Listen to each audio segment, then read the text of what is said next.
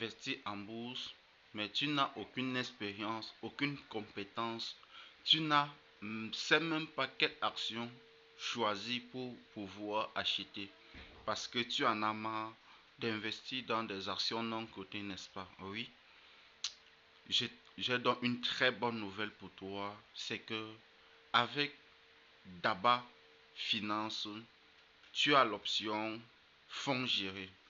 C'est quoi donc les fonds gérés?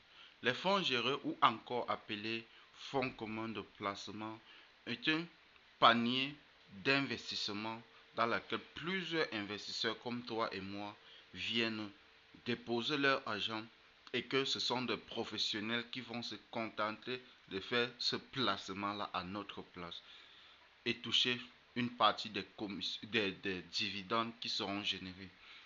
Je te rappelle que en 2024, ils ont généré plus de 21% de retour sur investissement.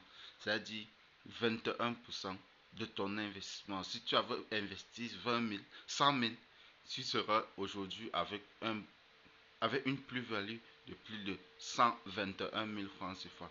Donc j'espère que tu comprends véritablement l'opportunité qui se cache derrière les fonds communs de placement ou encore l'option des fonds gérés dans Dapa Finance. C'est une solution idéale pour des personnes sans connaissance, sans compétence. Nous ne connaissons pas comment analyser une entreprise, quels sont les points clés qu'il faut regarder avant d'acheter l'action de ces entreprises. Sans compétence, sans connaissance, comment est-ce qu'on peut faire ce choix-là? Nous confions une partie de nos revenus donc à ces fonds communs de placement pour qu'ils puissent investir et générer de tels rendements. Je tiens à vous rappeler aussi quelque chose de très important, c'est que dans les fonds communs de placement, il existe plusieurs paliers. Il y a les paliers à risque, il y a les paliers avec des risques moyens, il y a les paliers avec de la stabilité. Cela va dépendre en fonction de ton âge, de ce que tu vises aujourd'hui. Si tu es jeune dans les 30 ans, dans la trentaine, tu as tout ton temps pour prendre des risques et de renouveler.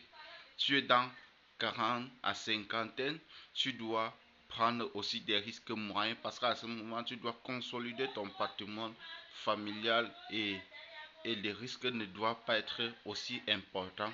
Mais si tu es dans la soixantaine, tu dois viser dans la stabilité financière pour avoir des revenus récurrents pour pouvoir prendre soin de toi. Donc, si tu veux donc que je t'explique tout cela, laisse un commentaire et je ferai une seconde vidéo pour t'expliquer comment est-ce que tu peux faire le choix de ton investissement à la BRVM. À très bientôt.